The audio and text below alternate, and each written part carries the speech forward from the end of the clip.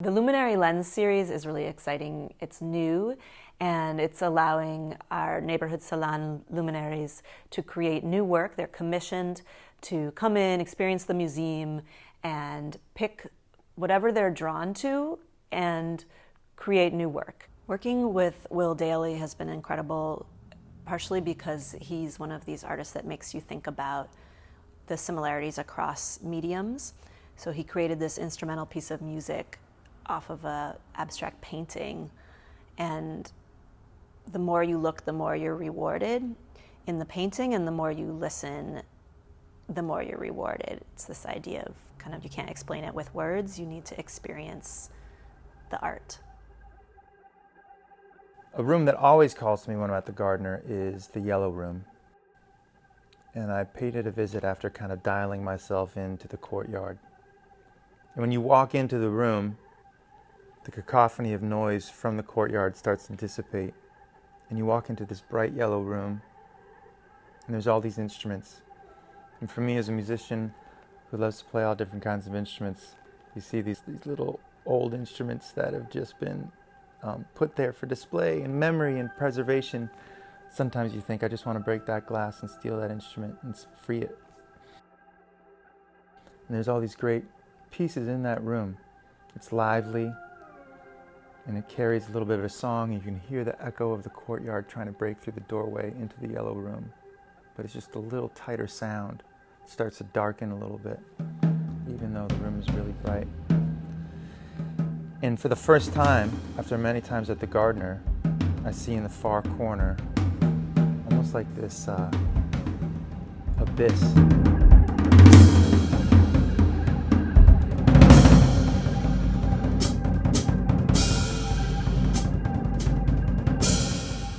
It's gray, it's dark blue, it's hard to make out if there's anything in there at all. And I'm drawn to it. And then it starts to unfold in front of you, and you make out a boat, maybe a lighthouse, maybe a nighttime horizon on the ocean or a bay. And as soon as you start to understand it, it tells you to let go again. I'm looking for a moment like I was having with this piece, and then I want to go a little deeper. I'm Shana McKenna. I'm the archivist at the Isabella Stewart Gardner Museum. And I provided letters, correspondence between Gardner and Whistler. They were friends for such a long time. They met in 1879, and they remained friends, throughout until Whistler's death in 1903. The Yellow Room is next to the site where Gardner had her concert hall, and so the Yellow Room is filled with musical mementos and letters and signed photographs, even cast hands of musicians, along with their instruments. The room even functioned as a gentleman's kind of reception room for the concert hall. And so that's why there's lots of chairs, I think, in the room. So who placed the Whistler painting in the yellow room? Was it Gardner? Yeah, it was Gardner. That's such a beautiful thing, because as his friend, she understood his mindset and put that particular piece almost like a wink wink to him in that room. Like, I'm going to put you in the music room, like the darkest one in this bright yellow room with all this exciting stuff around. In the back corner, it's going to be one of your nocturnes. And that's kind of adorable. Yeah. Whistler named his works for musical compositions, and he connected it to the abstract play of color and light in his paintings. You don't capture that upon first walking in. And I love how the story of that piece in that room unfolds when you understand the artist better. Shana shared with me Whistler's handwriting, which takes a minute to read. 100-year-old handwriting. The masterpiece should appear as the flower to the painter, perfect in its kind as it is as in its bloom, with no reason to explain its presence. And then this phrase right here, no mission to fulfill. And that's the thing that, like, when I was reading through Whistler, that stuck with me the most, which then dominoed into his stance for the rights of the artist just to be the artist.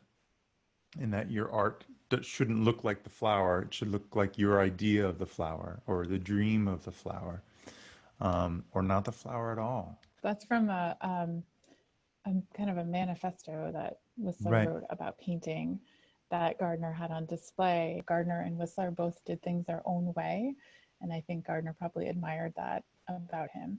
I was really just taken back by that phrase, no mission to fulfill.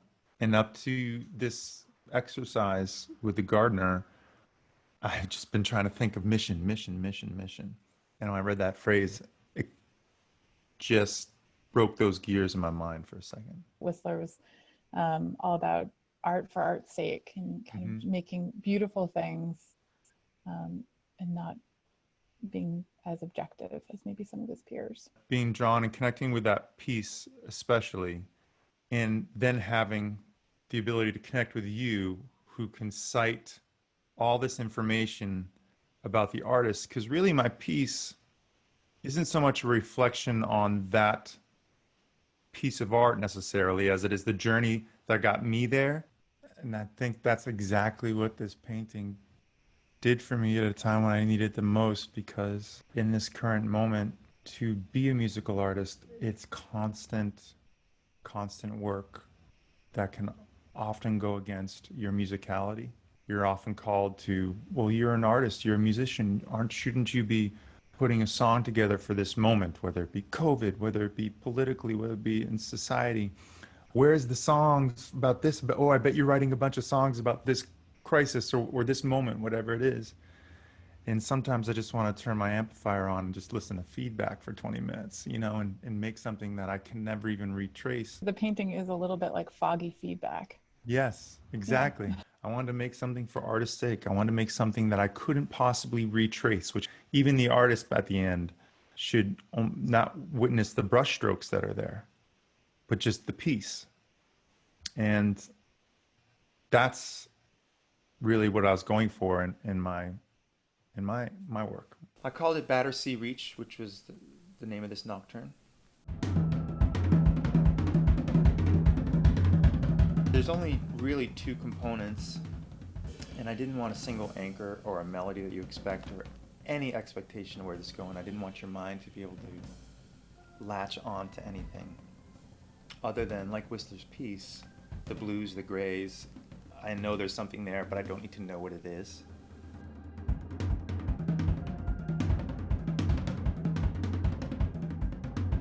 There's drums. And there's guitar, and all the other sounds that you're hearing are guitars. They don't sound like guitars, but I was just using different processes, and they're very subtle. But it's just rolling thunder on a drum kit. A guitar comes into focus when you least expect it and doesn't tell you what to think, doesn't follow a pattern that you need to concern yourself with or memorize or learn to sing along. I hope that some of the anxiety and the rules and the worry are released from your responsibility when you're listening to this. I mean, for me, I think the Gardner is the most musical museum I've ever been in, and not because of performances going on. Like the sound shifts so much from not just what room you're in or what hallway you're in, but which way you're facing. And not in any kind of echo chamber kind of way. Just it's bouncing off a wall, it's bouncing off plant life, it's bouncing off a painting. There's footsteps, there's talking, there's water. Then there's hardwood floors, there's cement floors. It's so dynamic and musical. And when you walk out of the main area into the yellow room, it's like, and then you hear the chatter trying to bust through that doorway. And it's so musical, and I think there's a bit of that in my piece that's trying to answer that too, and why I started there, because it is like this cacophonous beauty that's going on the whole time. And if you have the right night there, it's part of the experience of watching everything, letting all the audio senses kind of percolate.